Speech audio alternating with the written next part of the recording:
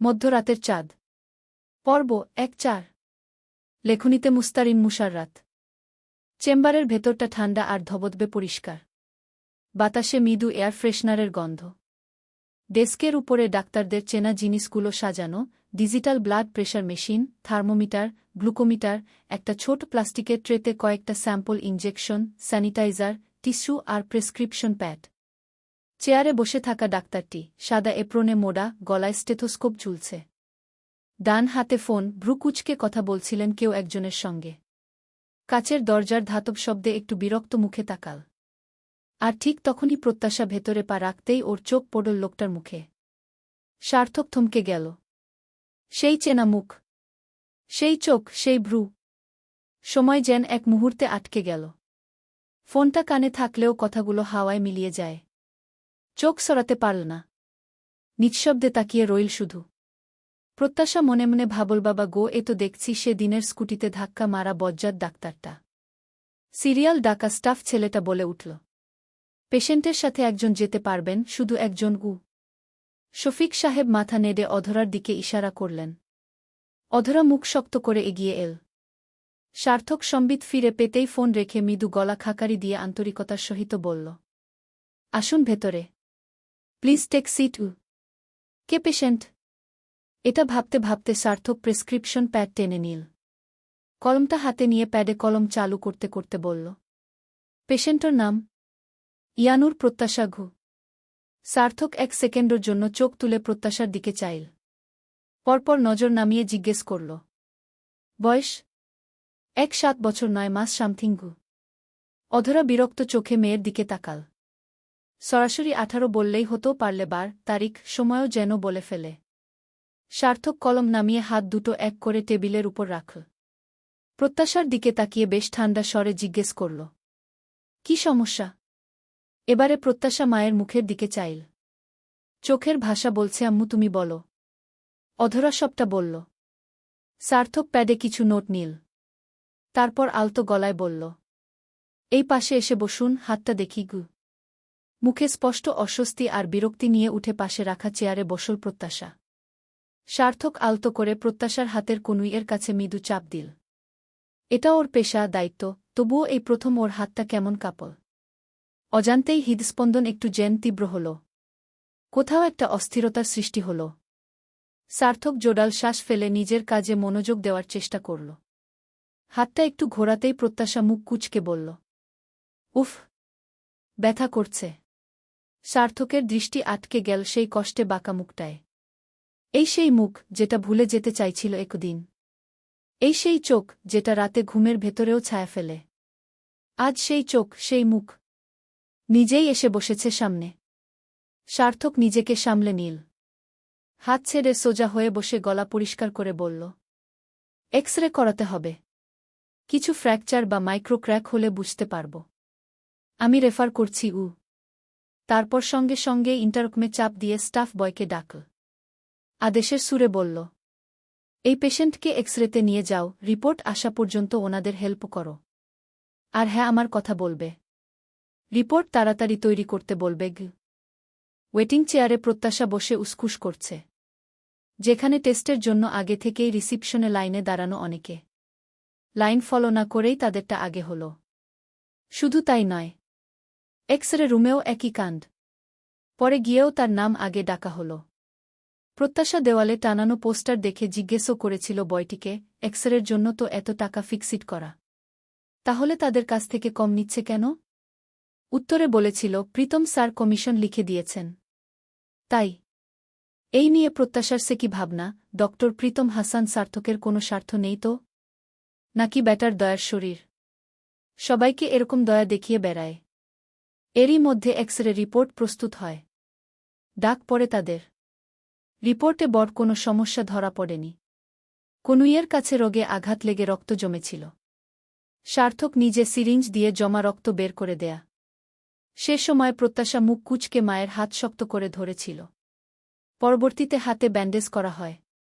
সব শেষে প্রেসক্রিপশন সম্পূর্ণ করে সার্থক শান্ত কণ্ঠে বলল, এই ওষুধগুলো আপাতত চালিয়ে যান। চিন্তার কিছু নেই।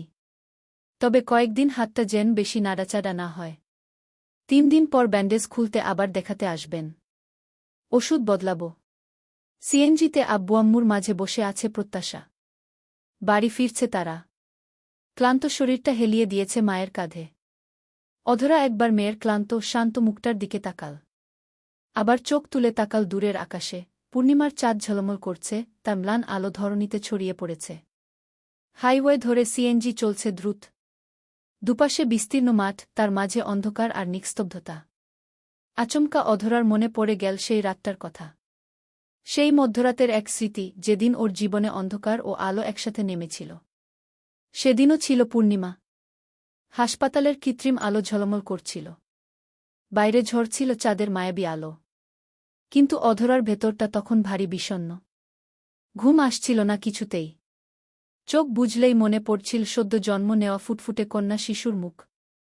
আগের রাতেই ঠিক এই সময় দ্বিতীয়বার বাচ্চা জন্ম দিতে গিয়ে মিখিত্তু কন্যা শিশুর জন্ম দিয়েছিল অধরা। 10 মাসের যত্ন, বুকে জমে থাকা হাজার স্বপ্ন, সব শেষ হয়ে গিয়েছিল এক মুহূর্তেই। কি নিদারুণ যন্ত্রণা! একজন মাই জানে কতটা নিঃস্ব করে দেয় এমন অভিজ্ঞতা। এমন সময় করিডোরে ভেসে এলো বাচ্চার কান্নার শব্দ। চেনা, চিরচেনা সেই কান্না যেন মাকে তাড়িয়ে নিয়ে যায়। অধরা দ্রুত বেরিয়ে এলো কেবিন থেকে। যতই এগো, ততই কান্নার তীব্রতা বাড়ে। এক নার্সের কোলে ছোট্ট এক নবজাতক, কাপড়ে মোড়ানো, মুখখানা লাল হয়ে আছে কাঁদতে কাঁদতে। নার্সের মুখে বিরক্তির ছাপ, জোরে জোরে বাচ্চাটিকে দোলাচ্ছে।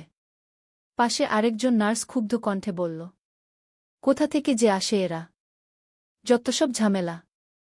নার্সের রাগেভরা মুখ আর কথায় ভেসে উঠছিল সমাজের নির্মম বাস্তবতা।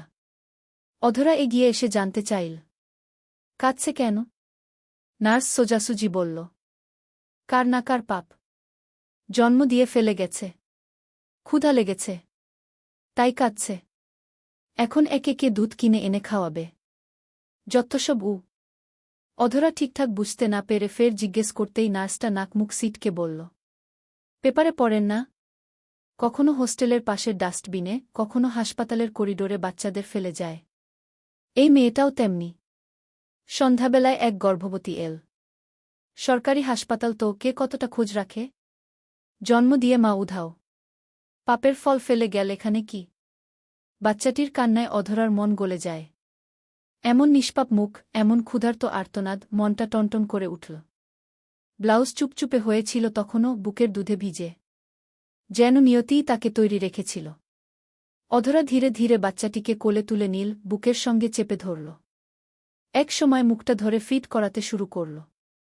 কান্না থেমে গেল সেকেন্ডেই। তৃষ্ণার্ত শিশুটি দুধ পান করতে লাগল। একসময় ধীরে ধীরে চোখ বুজে এলো বাচ্চাটির। অধরা বাচ্চাটির তুলতুলে হাত ধরতেই বাচ্চাটি শক্ত করে ওর আঙুল আঁকড়ে ধরল। সাদা গায়ের রং, টকটকে লাল ঠোঁট, আর মিষ্টি সেই মুখখানা যেন হৃদয়ে গেঁথে যায়। শোনা যায়, নবজাতকের গায়ের রং বদলাতে থাকে সময়ের সাথে। এই শিশুটিও ধীরে ধীরে রং বদলাতে শুরু করে। ফর্সা রংটি গিয়ে গায়ে ধরা দেয়া উজ্জ্বল শ্যামবর্ণের ছায়া।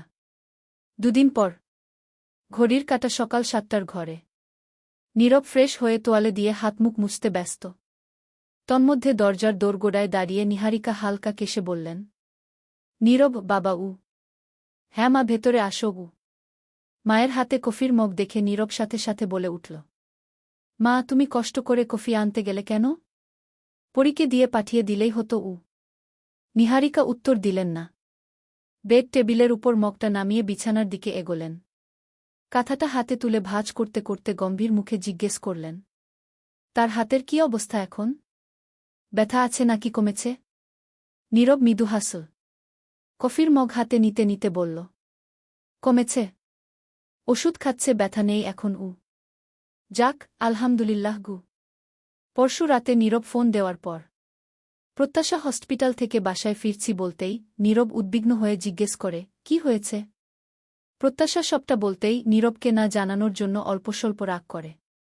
তারপর কিছু উপদেশ বাণী দিয়ে ফোন রাখে। ফোনে অবশ্য জিজ্ঞেস করেছিল কোন হসপিটাল, কোন ডক্টর। প্রত্যাশা ঘুম ঘুম চোখে হামি দিয়ে বলেছিল, ডক্টর প্রীতম, মেডিসিন বিশেষজ্ঞ। সার্থকের নিক নামেই ও অভ্যস্ত থাকায় নীরব অতটা বুঝতে পারে না। আর একই নামে এই শহরে কত কত ডাক্তার। পরের দিন সকাল সকাল অফিস যাওয়ার আগেই প্রত্যাশাকে দেখতে যায় নীরব। বলে আসে ব্যান্ডেজ খোলার দিন ও নিজে নিয়ে যাবে প্রত্যাশাকে। নীরব সোফায় বসে কফির মগে চুমুক দিচ্ছিল। নিহারিকা সামনে দাঁড়ালেন। নীরব বলল, কিছু বলবে মা? নিহারিকা ছেলের পাশে বসলেন। বললেন, বলতে তো চাই অনেক কিছুই। বললে তো তোদের কাছে আবার খারাপ মা হয়ে যাবরে বাবা। এমনিতেই একজনের কাছে ভালো মা হতে পারিনি। ওইয়ে তার ভুলগুলো মানিনি গি। এখনো কারো কোনো ভুলই তোমাকে মানতে হবে না মা। তুমি নিঃসংকোচে বলো তো গু। আসলে আমি জানি প্রত্যাশা ছোট। তারপর দেখ এতটাও ছোট নয়। ও যেভাবে চলাচল করে আমার মোটেই পছন্দ নয়। বেয়াই সাহেবকে সেদিন বলতে চেয়েছিলাম, তবে মেহমান হয়ে আসছেন বললে কেমন দেখাত। তাই বলতে পারিনি। তুই উদাসীন না হয়ে প্রত্যাশার বাচ্চামোগুলোকে সাপোর্ট না করে ওকে বলিস। স্কুটি চালাতে বারণ করিস। একটু ম্যাচিউরিটি নিয়ে যেন চলাচল করে। কিরকম এখনও লাফিয়ে লাফিয়ে বেড়ায় উ। নীরব মায়ের কথায় হালকা করে হাসল। কফির মগটা একপাশে রেখে মায়ের চোখে চোখ রেখে বলল, মা, প্রত্যাশা একটু চঞ্চল এটা ঠিক। কিন্তু এই বয়সেই তো ওর চঞ্চলতা থাকার কথা। আর জানোই তো, যাকে শুরু থেকে যদি শুধু এই করো না ওটা করো না বলে আটকানো হয়, তাহলে সে নিজের মতো করে ভাবার সুযোগ পায় না, বরং উল্টো রিয়্যাক্ট করে বসে। ওর মধ্যে আমি খারাপ কিছু দেখি না মা। সময়ের সাথে সাথে অনেক কিছুই ও নিজে থেকে শিখে নেবে, বুঝে যাবে। আমরা যদি পাশে থেকে ওকে একটু ধৈর্য ধরে গাইড করি, তবেই না ও আমাদের কথা মন থেকে গ্রহণ করবে। নিষেধের চেয়ে বোঝানোটা অনেক বেশি কার্যকর, তাই না মা? নিহারিকা কিছু না বলে মুখটা গোমড়া করে রাখলেন। নীরব আলতো হেসে বলল, সময়ের সাথে সাথে একসময় ও ঠিক বুঝদার হবে। টেনশন নিও না মা। নিহারিকা অসন্তোষ প্রকাশ করে বললেন, যা ভালো বুঝিস কর। আমার মনে হলো তাই বললাম। এখন তুইও যদি ওভাবে গা ছাড়া ভাবে চলিস, তাহলে আর কিছু বলার নেই আমার। বুঝবি, যেদিন একটা অঘটন ঘটবে, সেদিন মায়ের কথা হাডে হাডে টের পাবি। ওই একজন পাচ্ছে তো গু। মা, সামনের মাসে তোমাকে এক জায়গায় নিয়ে যাব। তোমাকে অবশ্য কথা দিতে হবে। যেখানেই নিই না কেন তুমি রিয়্যাক্ট করতে পারবে না আগে। কোথায়? আগে বলবি তো। নীরব হেয়ালি করে বলল, সিক্রেট উ। পেরিয়েছে অনেকক্ষণ আগেই। নীরব ফোন করে প্রত্যাশাকে রেডি হতে বলেছে। কি একটা কাজে ব্যস্ত ছিল, তাই এখন সরাসরি অফিস থেকেই এখানে আসছে। নীরবের দেওয়া ড্রেসগুলোর মধ্যে থেকে একটা পরেছে প্রত্যাশা। দুধসাদা রঙের ফিটিংস টপ। টপের গলার কাছে সুন্দর করে গাঁথা একটা স্টাইলিশ বোটাই, যেটা অভিজাত, কোমল আর আকর্ষণীয় করেছে প্রত্যাশার চেহারায়। টপ কম ছাড়িয়ে অল্প নিচে, কোমর থেকে পায়ের গোড়ালি অবধি সাদাকালোর মিশেলে হালকা ঢেউ তোলা স্কার্ট। আয়নায় প্রত্যাশা নিজেকে দেখে নেয়। মন্দ লাগছে না, বেশ সুন্দরী লাগছে। লোকটার পছন্দ আছে বলতে হবে। নীরব বাসার সামনে বাইক থামিয়ে ফোন দিতেই প্রত্যাশা এক প্রকার দৌড়ে বেরোতে থাকে। অধরা ধমকিয়ে মেয়ের হাতে মেডিকেল ফাইল তুলে আস্তে ধীরে যেতে বললেন। অধরা দরজার এপাশে দাঁড়িয়ে থাকল। প্রত্যাশা চপল পায়ে এগিয়ে এল। পায়ের শব্দে নীরব তাকাল। রাতের কৃত্রিম সাদা আলো সাদা ড্রেসে প্রত্যাশাকে খুব সুন্দর লাগছে। মুখে ঝলমলে হাসি নিয়ে সামনে দাঁড়াল প্রত্যাশা। কাঁধ ঝাঁকিয়ে বলল, আম রেডি উ। নীরব চোখের পলক নেড়ে বলল, হুই। পরপর মৃদুস্বরে আরও বলল, সরি একটু লেট হয়ে গেল বুঝি ই। ব্যাপার না গি। তারপর স্কার্টের দুই কোণা হাত দিয়ে ধরে ঠোঁট চওড়া করে হেসে ভাব নিয়ে প্রত্যাশা জিজ্ঞেস করল, দেখুন তো আপনার পছন্দে কেনা ড্রেস গায়ে আমাকে কেমন লাগছে? নীরব থ্যাম্বলস আপ করে দেখিয়ে বলল, অসাম। আপনার পছন্দ খুব সুন্দর। তোমার পছন্দ হয়েছে? খুব খুব উ।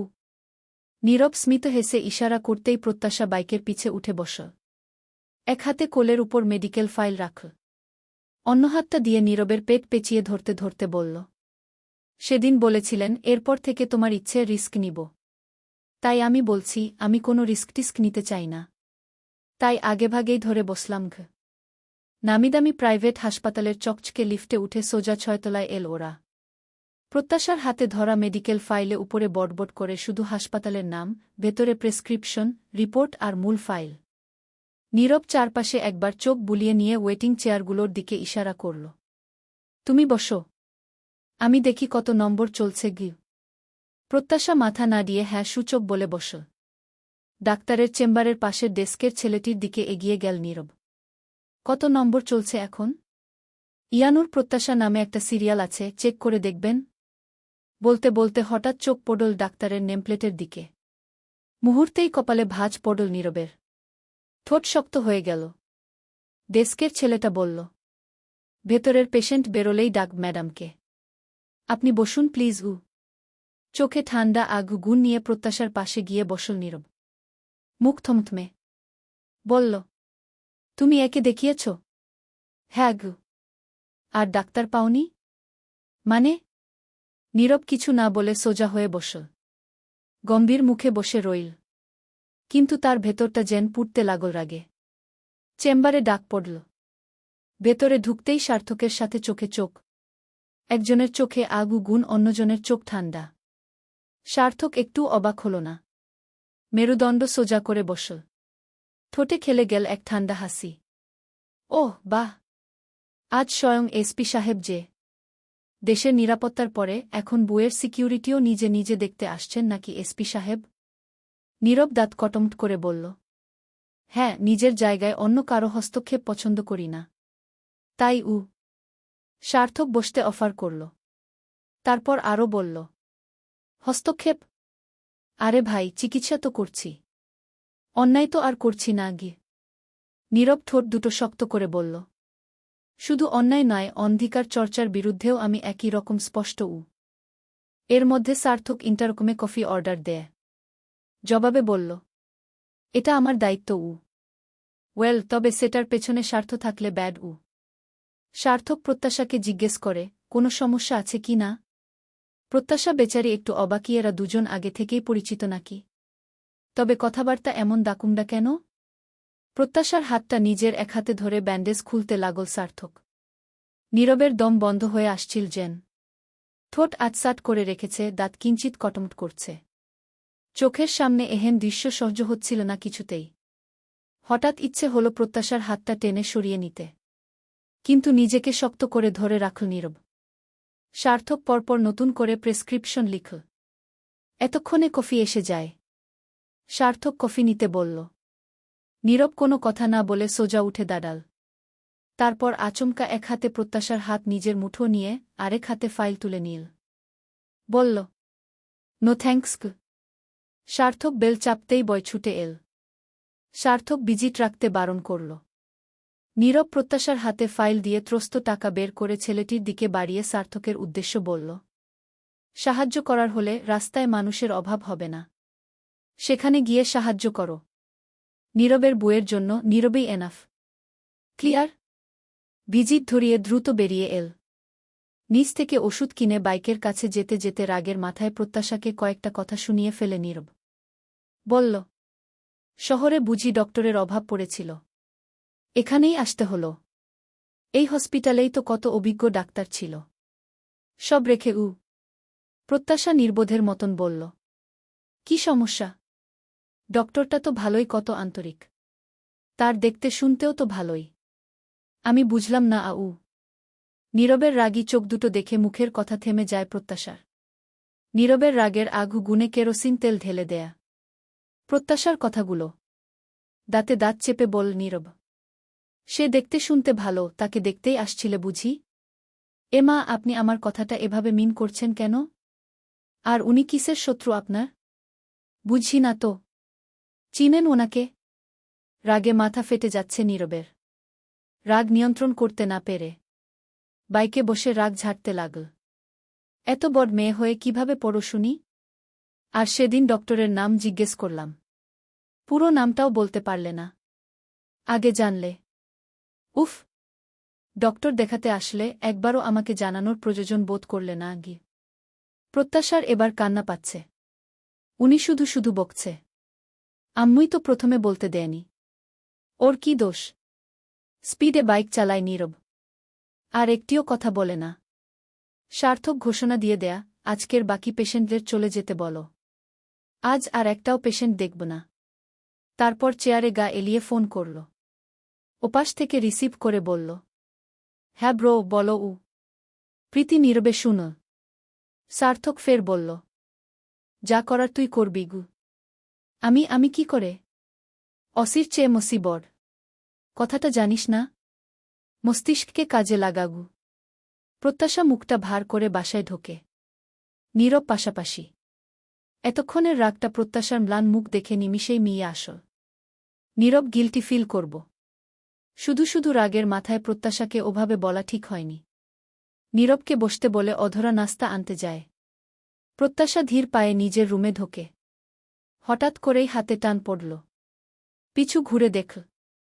নীরব সরু চোখে চেয়ে হাত ধরে। প্রত্যাশা কিছু বলার আগেই নীরব দুপা এগিয়ে এল। তারপর অপরাধীর সুরে বলল, সরি। আমি খুব সরি তখন তোমার সাথে রুট স্বরে কথা বলা। আসলে তখন কি হয়েছিল আমার আমি নিজেও জানি না গি। প্রত্যাশার মুখের মেঘ কাটতে থাকল। নীরব এক অবাক কাণ্ড করল। প্রত্যাশার হাতটা তুলে হাতের উল্টো পাশে ঠোঁট ছুঁয়ায়। পরপর মুখ উঁচু করে বলল, সরি বলছি তো। প্লিজ আর মুখ ভার করে রেখো না। এভাবে বিদায় নিলে অশান্তি লাগবে। প্লিজ স্মাইল গু।